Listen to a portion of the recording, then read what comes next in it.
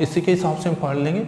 तो concentration increase करने से जो रेट ऑफ रिएक्शन है क्या इंक्रीज हो जाता है, डिक्रीज हो जाता है, वो डिपेंड करेगा। तो किसी भी रिएक्शन का जो रेट है वो directly proportional to the concentration, ठीक है। तो इसको हम स्टार्ट करने से पहले एक बार हम ये पढ़ लेते हैं कैसे क्या क्या इफेक्ट होगा। हम पढ़ लें रेट लॉ। हमें यहाँ पे दो चीज़ें हम पढ़ रहे हैं, एक हमारा क्या law of mass actions, law of mass actions, law of mass actions, mass action जो हम प्लस 1 में पढ़ चुके हैं। मास एक्शंस ये हमारा जो दिया था, हमें दिया था गुलबर्ग्स एंड वागेलार, इसको हम बोलते हैं गुलबर्ग्स और एंड वागेलॉ, ठीक है। इसको हम बोलते हैं गुलबर्ग्स एंड वागेलॉस। तो हमारा लॉ ऑफ मास एक्शन क्या है, दूसरा हम इसी के साथ में स्टार्ट करेंगे रेट लॉ। हमारा सेकंड क्या हो जाएगा, रेट लॉ, ठीक है, लॉ, ठीक है। रेट लॉ स्टार्ट करने से पहले लॉ ऑफ मास एक्शन क्या है, थोड़ा सा हम इसके बारे में पहले पढ़ लेते हैं, ठीक है ना। वैसे तो हमें आपका रेट लॉ ही चैप्टर में यूज करना है, लॉ ऑफ एक्शन का कोई नहीं। आपने प्लस 1 में पढ़ा था, कोई भी रिएक्शन है, जैसे हमने मान लिया एक रिएक्शन हम ले रहे हैं ए प्लस में बी, आपका क्या बना रही है प्रोडक्ट, ठीक है। तो इसका रेट जो होगा वो किस पर डिपेंड करेगा, तो यहाँ पे जो रिएक्शन इसका फॉरवर्ड, रेट ऑफ फॉरवर्ड, ये आपकी क्या है फॉरवर्ड और ये आपकी क्या है बैकवर्ड्स। तो जो फॉरवर्ड रिएक्शन का जो भी रेट है, किसी भी रिएक्शन का जो रेट है वो किस पे डिपेंड करेगा, उसकी हम स्टेटमेंट लिख लेते हैं, ठीक है ना। क्या होगा, the rate of A reactions, rate of A reactions is directly proportional to, is directly proportional to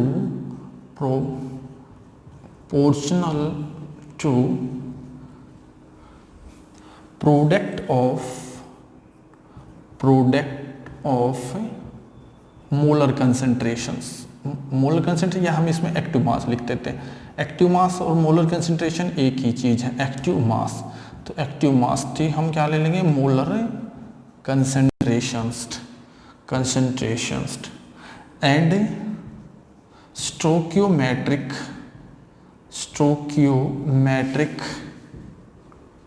coefficient raise as a powers, जो आपके कोफिशिएंट है वो रेज एज ए पावर्स, ठीक है। जैसे हमने देख से मान लिया, हम सपोज कर रहे हैं हमारी एक रिएक्शन है बी, तो क्या बना रही है प्रोडक्ट्स, ठीक है। तो इसके अनुसार अगर हम रेट देखें, फॉरवर्ड रिएक्शन का जो रेट होगा वो रेट किसके बराबर होगा, रेट हमारा directly proportional to the molar concentration of A multiplied by molar concentration of B. जो इनका कोफिशिएंट है ए, तो इसकी पावर क्या हो जाएगी ए, और इसका कोफिशिएंट क्या है बी, तो इसकी पावर क्या हो जाएगी बी हो जाएगी। जैसे फॉर एग्जांपल हमने ले लिया हमारा क्या H2 प्लस में I2, तो क्या बनेगा 2HI, ठीक है। हमारा क्या बन जाएगा 2HI, ठीक है। ये हम इसकी डिकम्पोजिशन भी ले सकते हैं, फॉर्मेशन ले लेंगे इसकी हम डिकम्पोज, क्योंकि सनलाइट में ले लेते हैं हम इसको। HI हमारा डिकम्पोज होता है लाइट की प्रेजेंसी में। अगर हम इस पर सनलाइट डाल लेंगे तो क्या डाल लेंगे सनलाइट्स, ठीक है, सनलाइट डालेंगे तो आपका क्या होगा, आपका H2 प्लस में I2, ठीक है। तो इसके अनुसार अगर हम इसका रेट लॉ लिखें तो रेट क्या हो जाएगा, रेट लॉ अगर हम इसका रेट लिखें तो हमारा रेट किसके बराबर हो जाएगा, डायरेक्टली प्रोपोर्शनल तो क्या हो जाएगा H2, या हम जो HI है इसकी जो पावर है कितनी पावर है 2, ठीक है। लेकिन this is a theoretically based, this is theoretical based, या हम बोल सकते हैं हाइपोथेटिकली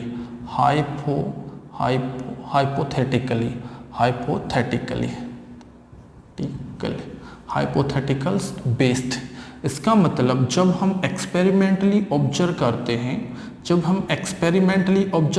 तो यहाँ पे जो रेट हमें पता लगता है कि रेट हमारा किसके बराबर आया, HI मतलब 0, मतलब independent of concentration, independent of concentration, मतलब वो कंसंट्रेशन पे डिपेंड ही नहीं करता। लेकिन रेट लॉ क्या कहता है, rate of reaction depend upon the directly proportional to the molar concentration of the reactant and the power raise है, जो भी इसका stoichiometric coefficient raise as a power. तो इसका मतलब ये आपका सिर्फ क्या है, अगर हम थ्योरेटिकली बेस्ड देखें, अगर हम हाइपोथेटिकली है ये हमारा क्या है, हाइपोथेटिकल्स, मतलब ये आपका हाइपोथेटिकली है।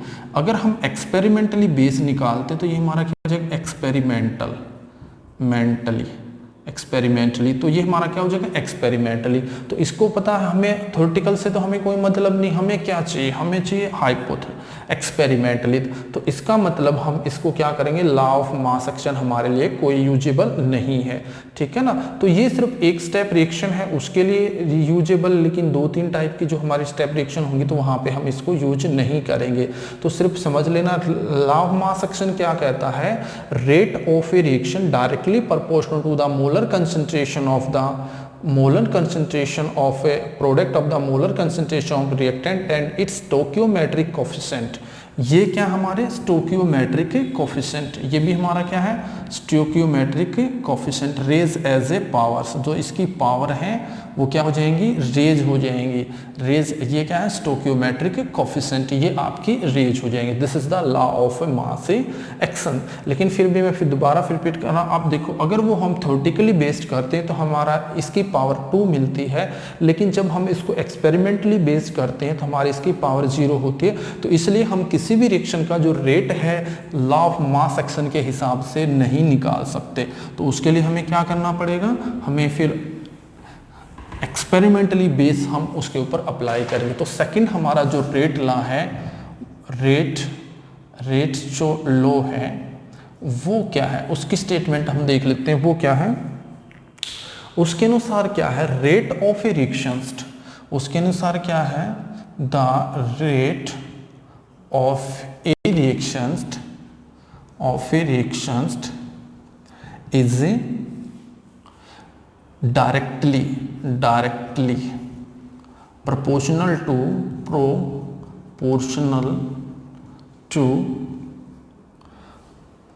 product of molar concentrations of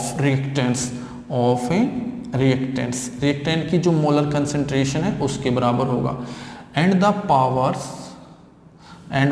raise are experimentally determines, उसको हम कैसे करेंगे, एक्सपेरिमेंटली डिटरमाइन करेंगे। They may or may not equal to stoichiometric coefficient, they may or may not experimentally they may or may not experimentally, हाँ ठीक है, नहीं, they may or may not equal to stoichiometric coefficient, metric coefficient, वो coefficient के बराबर हो भी सकती है और नहीं भी हो सकती, कुछ केसेज में बराबर मिल जाती है, कुछ में नहीं मिलती, ठीक है ना। तो आपको जैसे रेट लॉ है, हमने क्या है, रेट लॉ है, तो हम रेट लॉ कैसे लिख सकते हैं, जैसे हमने रिएक्शन कंसीडर कर ली, ए की पावर प्लस में बी की पावर, तो आपका क्या होगा, प्रोडक्ट्स। तो अगर मुझे रेट लिखना है रेट लॉ के अनुसार, अकॉर्डिंग टू रेट लॉ के अनुसार, तो हमारा रेट किसके बराबर होगा, directly proportional to the molar concentration of A multiply molar concentration of B. यहाँ पे हम ले लेंगे अल्फा एंड बीटा, यहाँ पे हम ले लेंगे alpha and beta, alpha and beta are experimentally experimentally observes या डिटरमाइंस, इनको हम एक्सपेरिमेंटली डिटरमाइन करते हैं। ऐसे नहीं कि जो आपका, तो ये जरूरी नहीं आपकी अल्फा एंड बीटा में और may not equal to A and B, ये इसके ए और बी के बराबर भी हो सकती है और ऐसा भी हो सकता है कि बराबर ना हो। तो आपने ध्यान रखना है, according to law of mass action क्या है, rate of reaction is the product of the molar concentrations and raise its powers are experimentally determine. जो इसकी पावर है वो आपकी एक्सपेरिमेंटली डिटरमाइन हो सकती है, इसलिए वो आपकी इन स्टोकियोमेट्रिक कोएफिशिएंट के इक्वल हो भी सकती हैं, नहीं भी हो सकती, वो हम आगे देख लेंगे कैसे क्या होती है, ठीक है ना। तो इसको आगे मॉडिफाई आगे देखते हैं। तो रेट हमारा किसके बराबर है, अगर हम देखें तो जो रेट है उसकी जगह हम लिख देंगे कि प्रोपोर्शनलिटी कांस्टेंट, तो ए की पावर्स और बी की पावर्स, तो हमारी क्या हो जाएगी, ए की पावर हमारी क्या हो जाएगी अल्फा और बी की पावर क्या हो जाएगी बीटा, ठीक है। यहाँ पे क्या रेट कांस्टेंट, ये क्या है रेट कांस्टेंट, ये क्या है यहाँ पे रेट कांस्टेंट, या हमको बोल सकते हैं स्पीड कांस्टेंट, या हम इसको बोल सकते हैं specific rate constant, specific rate constant, ठीक है, ये आपको ध्यान रखना है, ठीक है। तो दोनों में डिफरेंस समझ में आया। रेट ला क्या होता है, रेट ला हमें जो रेट बताता है वो आपका एक्सपेरिमेंटली ऑब्जर्व करके हमें बताता है, लेकिन जो आपका लॉ ऑफ मास एक्शन होता है वो सिर्फ स्टोकियोमेट्रिक कोएफिशिएंट है, उनको पावर कर सकता है। जैसे कुछ एग्जांपल अगर हम लेते हैं इसके अंदर, देखो इसके अंदर हम थोड़ा सा ये भी पढ़ लेते हैं, ऑर्डर ऑफ ए रिएक्शन क्या होता है। ऑर्डर क्या होता है, कोई भी रिएक्शन है, ये भी एग्जाम में पूछा जा सकता है, ऑर्डर ऑफ ए रिएक्शन क्या है, पहले हम कर लेते हैं फिर आगे पढ़ेंगे। ऑर्डर्स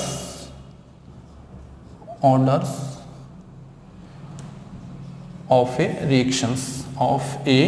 रिएक्शंस, जो हमारी रिएक्शन होती है उसका ऑर्डर क्या होता है, ऑर्डर ऑफ ए रिएक्शंस, ठीक है। तो ऑर्डर ऑफ रिएक्शन क्या होता है, जो ये पावर है अल्फा एंड बीटा इनका सम होता है, it is sum of a power raised in rate law, जो रेट लॉ के अंदर हमने पावर रेज हुई उनका सम को हम क्या बोल देंगे ऑर्डर ऑफ ए रिएक्शंस, ठीक है। तो इसके अनुसार हमारा जैसे रेट लॉ हमने दे दिया, रेट लॉ हमारे पास रेट क्या दे रखा है, जैसे दे रखा है ए की पावर्स प्लस में बी की पावर्स, तो ए की पावर क्या होती है alpha is the experimental determines, A की पावर क्या अल्फा एंड बीटा, तो हम ऑर्डर किसके बराबर हो जाएगा, हमारा रिएक्शन का क्या हो जाएगा ऑर्डर किसके बराबर हो जाएगा अल्फा प्लस में बीटा, तो ये हमारा क्या हो जाएगा ऑर्डर ऑफ ए रिएक्शन। किसी भी रिएक्शन का ऑर्डर है तो हम कैसे निकाल सकते हैं, जो एक्सपेरिमेंटली पावर है तो कभी आप अपनी तरफ से नहीं ले सकते इनको, ये हमेशा आपको गिवन होंगी, कभी भी क्वेश्चन आता है तो क्वेश्चन के अंदर हमेशा आपको गिवन होंगे। तो किसी भी रिएक्शन का जो ऑर्डर है, ऑर्डर क्या हो सकता है, किसी भी रिएक्शन का ऑर्डर क्या हो सकता है आपका पॉजिटिव हो सकता है, नेगेटिव हो सकता है, ठीक है, आपका फ्रैक्शन में हो सकता है, ये आपको ध्यान रखना है, ठीक है ना। तो जो भी जैसे भी वैल्यू गिवन होंगी आपको वैसे निकालना। एक बार एग्जाम में क्या क्वेश्चन आया था, आपको एक रिएक्शन दे रखी थी, एक रिएक्शन का रेट दे रखा था, क्या दे रखा था के, यहाँ पे हम के लिख देंगे, ठीक है ना, के ए की पावर्स 2 प्लस में बी की पावर्स 1/3।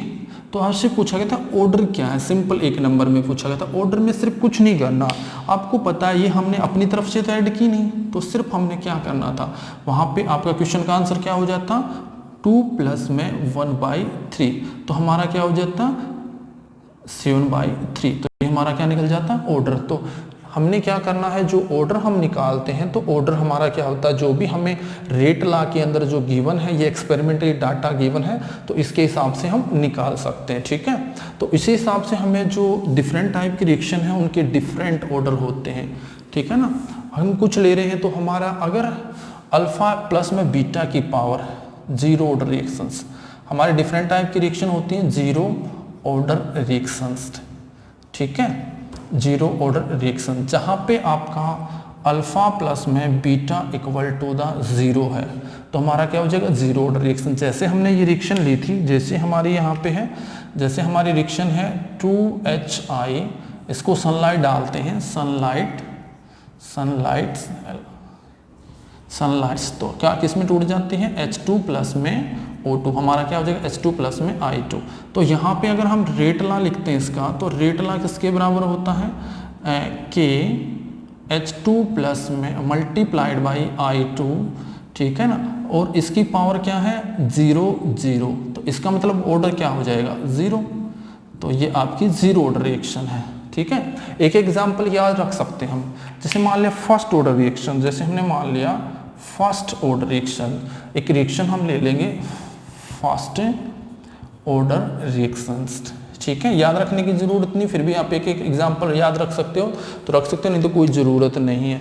जैसे हमने मान लिया H2O2, 2H2H2, जैसे हमने मान लिया एग्जांपल ले रहे हैं 2H2O2, किस में डिकम्पोज होगा आपका H2O प्लस में O2, ठीक है। अगर लॉ ऑफ मास एक्शन के अनुसार देखें, लॉ ऑफ मास एक्शंस, ठीक है, मास एक्शन के अनुसार देखें तो हमारा क्या हो जाएगा, ये किसके बराबर हो जाएगा बताओ, रेट किसके बराबर हो जाएगा आपका, रेट के H2 प्लस में O2 इसकी पावर 2, लेकिन ये क्या है आपका गलत है, ठीक है ना, ये हमारा गलत है, लेकिन इसका ऑर्डर क्या मिलता है 0 1 फर्स्ट ऑर्डर मिलता है। तो इसका अगर experimentally according to rate law देखें, रेट लॉ देखें तो रेट लॉ के अनुसार इसका रेट क्या होता है, आप देखोगे कि मल्टीप्लाइड बाय जो आपका H2O2 है इसकी पावर हमारी क्या होगी 1, तो यहाँ पे ऑर्डर क्या होगा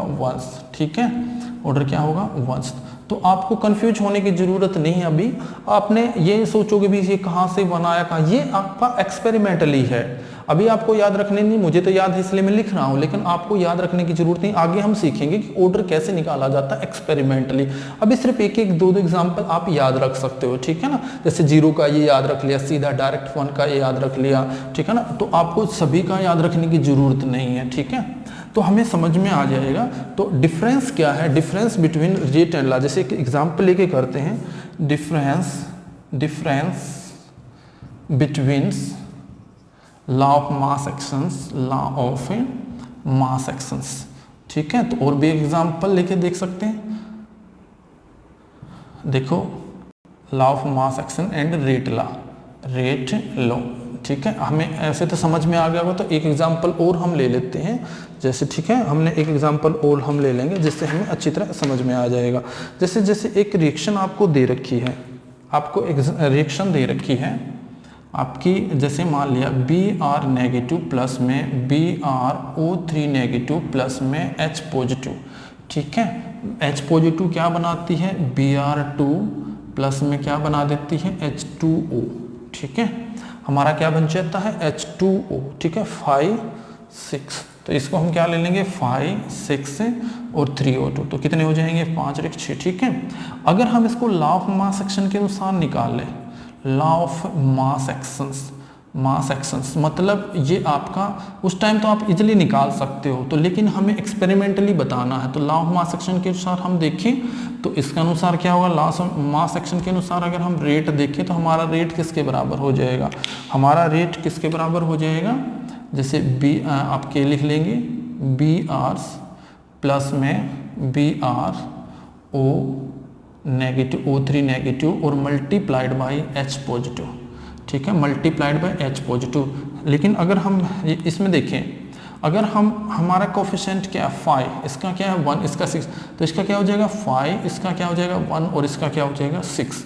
तो ऑर्डर इसके अनुसार क्या आएगा, ऑर्डर इसके अनुसार क्या आ जाएगा 5 प्लस में 1 प्लस में 6, तो कितना हो जाएगा, ठीक है 12। तो इट इज नॉट पॉसिबल, ठीक है ना, तो इसलिए हम लॉ ऑफ मास एक्शन को यूज करके किसी भी रिएक्शन का रेट नहीं निकाल सकते। अगर रेट लॉ के अनुसार देखें, रेट लॉ, ठीक है, अगर रेट लॉ मतलब एक्सपेरिमेंटली हम देखेंगे तो हमें पता है कि किसी भी इसका रिएक्शन का रेट जो होगा वो किसके बराबर हो जाएगा, जैसे मान लिया आपका क्या होगा बी आर, यहाँ पे बी आर नेगेटिव, तो इसकी पावर 1 ही मिलती है, ध्यान रख लेना है आपको। यहाँ पे बी आर जो नेगेटिव है, बी आर ओ 3 नेगेटिव है, इसकी पावर भी हमें 1 ही मिलती है, ये ध्यान रखना है, ठीक है ना।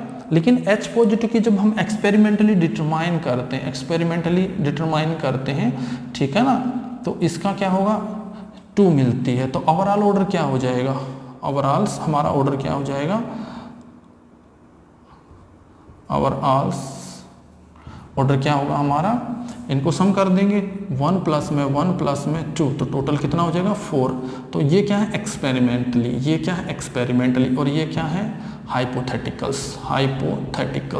अब थोड़ा सा मैं हिंट देता हूँ कैसे पता लगता है। देखो अगर हम देखते हैं, अगर हम क्या करते हैं, इसका कंसंट्रेशन को डबल करते हैं तो रेट डबल हो जाता है, तो सीधा डिपेंड करेगा। अगर इसकी कंसंट्रेशन को ट्रिपल करते तो रेट भी ट्रिपल हो जाता है, तो इसकी पावर मतलब 1 ही है।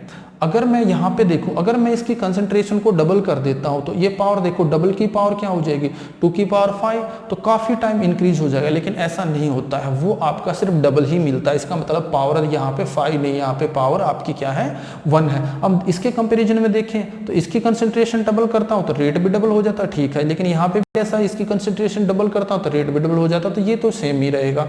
लेकिन यहाँ पे देखो H की पावर आपकी 6 है, अगर मैंने इसकी कंसंट्रेशन, मैंने यहाँ पे इसकी कंसंट्रेशन, इसकी अमाउंट को डबल कर दिया, तो मेरा देखो 2 की पावर 6 कितना हो जाएगा, ठीक है ना, तो काफ़ी ज़्यादा हो जाएगा इतने टाइम। लेकिन अगर मैं मिलता हूँ, अगर मैं इसको डबल करता हूँ तो मुझे मिलता है कि जो रेट है, देखो अगर मैं देखता हूँ रेट क्या है, अगर हम ये देखेंगे कि अगर सिर्फ मैं इस पे लेता हूँ H पॉजिटिव पे, बाकी मैंने ले लिए कांस्टेंट, ठीक है ना, बाकी कांस्टेंट के डैश मैंने लिख दिया। अगर मैं इसकी कंसंट्रेशन को डबल करता हूँ, इसकी पावर 2 है, तो रेट कितने टाइम इंक्रीज हो जाएगा 4 टाइम इंक्रीज हो जाएगा। लेकिन यहाँ पे देखें, अगर मैं इसकी कंसंट्रेशन को डबल करूँ तो जैसे 2 की पावर मैंने 6 रख दिया तो काफ़ी टाइम इंक्रीज होता, तो ये गलत हमारा आता है। हम सिर्फ क्या कर लेते हैं, जो डाटे के अंदर इनकी वैल्यू को डबल करके देख लेते हैं, डबल करने से रेट पे क्या फ़र्क पड़ता है।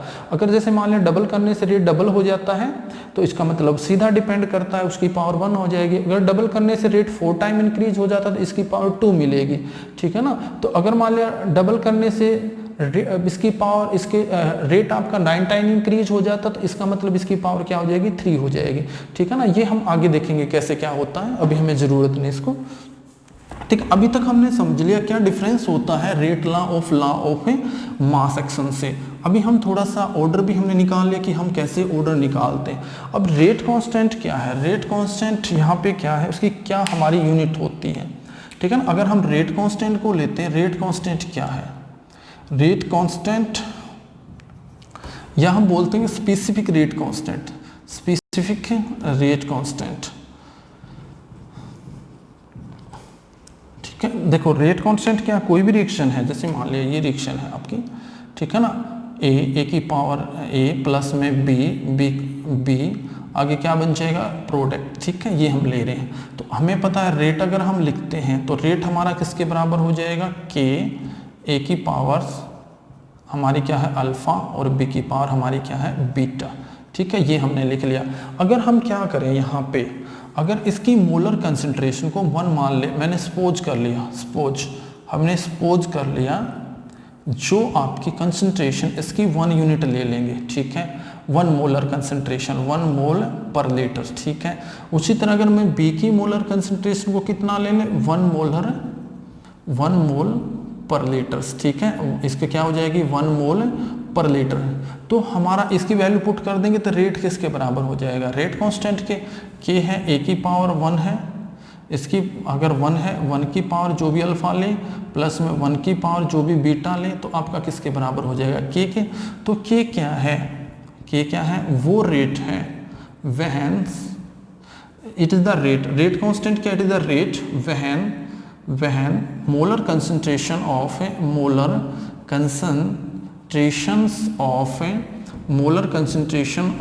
reactants are 1 unit, का मतलब 1 मोलर्स, ठीक है, 1 मोलर्स। तो जितना जब अगर हम इनकी कंसंट्रेशन ले लेंगे फिर रिएक्शन का जो रेट है वो सीधा किस पे डिपेंड करेगा, डायरेक्टली डिपेंड करेगा इसके ऊपर, ठीक है। अगर हमने मान लिया सपोज कर लिया हमने जैसे जैसे हम इसकी कंसंट्रेशन चेंज करते हैं, जैसे मान लिया इसकी कंसंट्रेशन चेंज करते हैं तो ये कंसंट्रेशन 1 यूनिट ले लेते हैं, तो उस टाइम जो रेट ऑफ रिएक्शन वो सीधा किस पे डिपेंड करता है, जो रेट कांस्टेंट की वैल्यू कैसे निकाल सकते हैं, इनकी कंसंट्रेशन 1 रख देंगे तो जो रेट आएगा वो सीधा इस पे डिपेंड करेगा, तो उसको हम बोल देंगे rate constant. Rate constant the rate of reactions, the rate of reaction when the rate of reactions when the concentration of the reactant and the products and reactants are 1 units। तो अगर हम उनकी concentration 1 लेते हैं तो उसकी क्या हो जाएगी, 1 यूनिट हो जाएंगे। अब हम इसकी यूनिट कैसे निकालते हैं, यूनिट ऑफ रेट कांस्टेंट। अब कोई क्वेश्चन आपको दे दे भी इसकी unit constant, unit of rate constant, unit of rate constant, constant, ठीक है। कोई रिएक्शन दे देंगे आपने बताना उसकी क्या यूनिट हो जाएगी। जैसे मान लिया आपने पता है कि हमने क्या ले लिया, रेट आपका क्या है K, और A हम सपोज कर लेंगे, रिएक्टेंट सपोज कर लेंगे A, इसकी पावर अल्फा है, ठीक है, ये हम लेके चल रहे हैं। 4 zero order reactions, 4 zero order reactions, zero order reactions, हमने एक जीरो ऑर्डर रिएक्शन ले लेंगे। जीरो ऑर्डर रिएक्शन के लिए आपका जीरो ऑर्डर के लिए अल्फा की वैल्यू क्या हो जाएगी, ये आपकी क्या हो जाएगी 0, तो अल्फा की वैल्यू क्या हो जाएगी, तो उस टाइम रेट किसके बराबर हो जाएगा, रेट हमारा किसके बराबर हो जाएगा K, और A की पावर क्या हो जाएगी 0, ठीक है, A की पावर 0 हो जाएगी।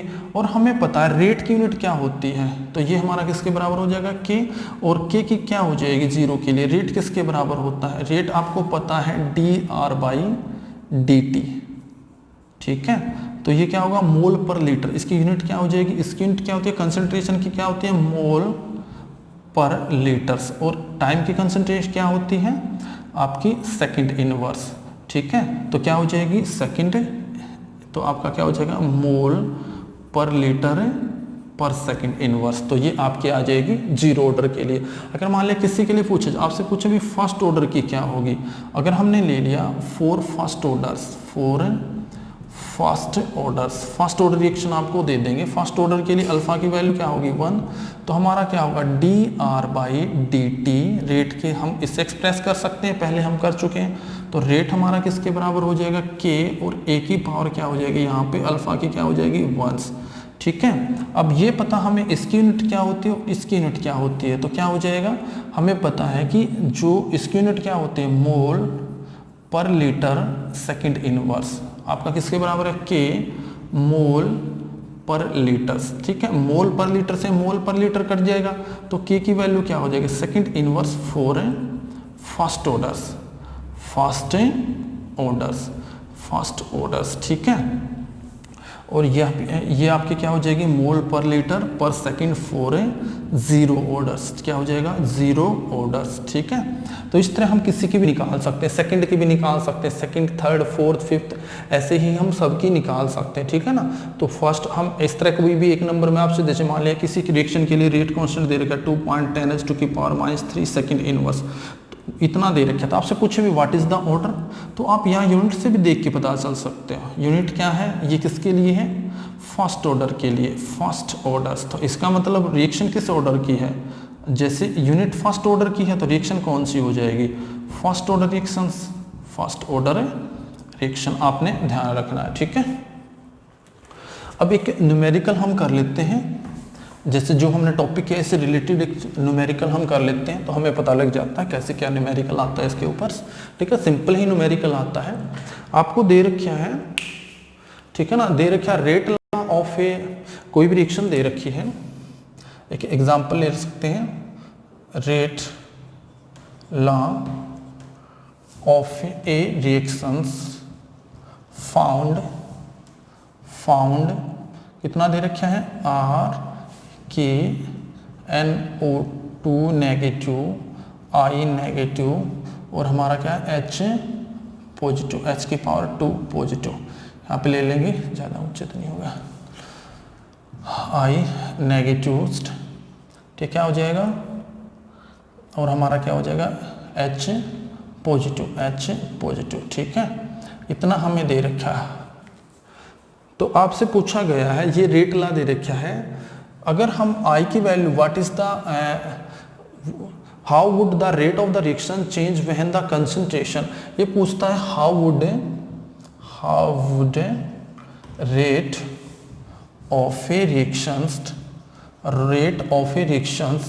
चेंज वहन क्या कर दें, फर्स्ट हम क्या कर देंगे, H positive is double, concentration of H positive doubles, H positive is doubles, इसकी अगर हम कंसंट्रेशन क्या कर दें, डबल कर दें। सेकंड हमारा क्या आ सकता है, अगर हम क्या करें, कंसंट्रेशन ऑफ I की हाफ कर दें, concentration of I is half कर दें, ठीक है। तीसरा, अगर हम सभी की रिएक्शन, सभी की कंसंट्रेशन ट्रिपल कर दें, when concentrations of H positive, I negative और NO2 ये दे रखा है NO3, ठीक है, NO2 नेगेटिव की अगर हम ट्रिपल कर दें तो फिर क्या होगा, तो आपने बताना। तो सॉल्यूशन सीधा ले लेंगे, हमें कुछ नहीं करना है यहाँ पे, सिंपली हम मान लेंगे concentration of molar concentration of NO2 negative, मैंने सपोज कर लिया। सॉल्यूशन कैसे करेंगे, अगर मान लीजिए इस तरह की प्रॉब्लम आती है तो सिंपली आप इसको A मान लो, सपोज कर लिया मैंने A मोल पर लीटर है, मोल पर लीटर, ठीक है। दूसरा मैंने I की नेगेटिव की ले लेंगे, ठीक है, I नेगेटिव मैंने ले लिया B मोल पर लीटर, ठीक है। तीसरा मैंने ले लिया, अगर मैं ले लिया आपका तीसरा क्या, H पॉजिटिव की कंसंट्रेशन मैंने ले ली C मोल पर लीटर, ठीक है। तो अब ये बोलता है, जैसे ये बोलता हमें पता है रेट हमारा किसके अनुसार हो जाएगा, रेट हमने ले लिया, रेट हमारा किसके अनुसार है, जो गिवन है कि NO2 नेगेटिव आपका क्या हो जाएगा, I नेगेटिव प्लस में H पॉजिटिव की पावर डबल्स, ठीक है। तो इसकी जगह हम ऐसे भी लिख सकते हैं, जैसे मैंने लिख लिया आपका रेट क्या ले लेंगे, K आपका A की पावर्स, यहाँ पे क्या 1 दे रखी है, इसकी पावर क्या है, इसकी भी 1 दे रखी है, और H पॉजिटिव की पावर कितनी दे रखी है, यहाँ पे हमने ले लिया B और यहाँ पे हमने ले लिया C, इसकी पावर क्या है 2। वो बोलता है कंडीशन, फर्स्ट कंडीशंस क्या, किसकी कंसंट्रेशन डबल कर दी, H पॉजिटिव की कंसंट्रेशन डबल कर दी, इसकी डबल कर दी, तो डबल की जगह हम क्या लिख देंगे 2C, तो आपका R डैश क्या होगा, वहन्स H पॉजिटिव इज डबल्स, अगर हम इसको डबल कर देंगे तो क्या हो जाएगा हमारा रेट किसके बराबर, हम इसको R नोट पुट कर लेते हैं, तो K आपका A तो सेम रहेगा, B भी सेम रहेगा, सिर्फ C को डबल किया गया है, तो C मतलब H पॉजिटिव क्या है C, तो C को डबल कर देंगे तो आपका क्या आ जाएगा, इसको सोल्व कर लेते हैं तो क्या होगा K A की पावर्स B और C की जगह अब क्या आ जाएगा, यहाँ पे डबल हो जाएगा तो 4 बाहर आ जाएगा, तो आपका C तो सेम रहेगा 4, इसके अगर मैं कंसंट्रेशन डबल कर देता तो 4 बाहर आ जाएगा, तो आप यहाँ पे हम लिख सकते हैं K 4 और C आपका ब्रैकेट में रख देंगे, इसकी पावर 2। अब आपको पता है ये किसके बराबर है, ये किसके बराबर है, ये हमारा जो ये वाला है यहाँ तक वो हमारा किसके बराबर है, रेट के, R डैश के बराबर, तो R डैश किसके बराबर हो जाएगा 4R जो इनिशियल था, कितने टाइम रेट इंक्रीज हो जाएगा आपका 4 टाइम रेट, आपका न्यू जो रेट होगा पुराने रेट से 4 टाइम इंक्रीज हो जाएगा, ठीक है। दूसरा केस ले रहे हैं, अगर मैं I की वैल्यू को हाफ कर देता हूँ, सेकंड अगर मैंने क्या कर दिया I की वैल्यू को हाफ कर देंगे, I की जो कंसंट्रेशन है मैंने उसको क्या कर दिया हाफ कर दिया, तो हम इसकी जगह रेट उस टाइम क्या हो जाएगा, रेट को हम रख लेंगे K, हमारा क्या है A, ये तो हमें पता ही है ऑलरेडी, B की पावर्स और C की पावर 2, तो अगर मैंने आयोडीन वाला हाफ कर दिया तो रेट भी आपका हाफ हो जाएगा, तो आप इसकी वैल्यू को हम पुट कर देंगे, अगर मैंने R डैश ले लेंगे तो क्योंकि नया R डैश का मतलब नया रेट जिसमें कुछ चेंजेस के, R है जो इनिशियल ले लेंगे, R जो डैश है वो कुछ नया है जिसमें कुछ चेंजेस किए गए हैं, उसके बाद जो हमारा रेट आया उसको हम ले लेंगे R डैश, तो हमारा R डैश किसके बराबर होगा K, A पे कुछ किया नहीं गया, सिर्फ B को डबल किया है, नहीं B को हाफ कर दिया हमने, तो हाफ से मल्टीप्लाइड कर देंगे, तो आपका ये क्या हो जाएगा 1 और C की पावर क्या है C, तो आपका किसके बराबर हो जाएगा 1/2 1/2 के ए ऐसे कैसे रह जाएगा, सेम है, कोई फर्क नहीं पड़ा। बी भी हम ऐसे लिख लेंगे क्योंकि इसका हाफ बाहर निकाल दिया, और सी की पावर क्या है 2। तो ये हमें पता है किसके बराबर है, ये हमें पता है किसके बराबर है, आर डैश के बराबर, आर के बराबर। तो हमारा आर डैश किसके बराबर आ जाएगा, आर हाफ है। तो वो क्या हो जाएगा, उसका जो रेट है वो रिएक्शन का रेट है हाफ हो जाएगा। अगर हम उसकी कंसंट्रेशन आई नेगेटिव कंसंट्रेशन को हाफ कर देते हैं तो उसका रेट भी क्या हो जाएगा, हाफ हो जाएगा। अब अगर मान ले सपोज कर लिया, तीसरी जो कंडीशन दे रखी है, तीसरा जो क्वेश्चन दे रखा है, अगर हमने क्या किया, इसको ट्रिपल कर दिया, इसको हमने क्या कर दिया, ट्रिपल कर दिया। तो हर एक को ट्रिपल कर देंगे तो के ए की कंसंट्रेशन 3A, ठीक है ना, बी की कंसंट्रेशन 3B, आपका क्या आ जाएगा 3B।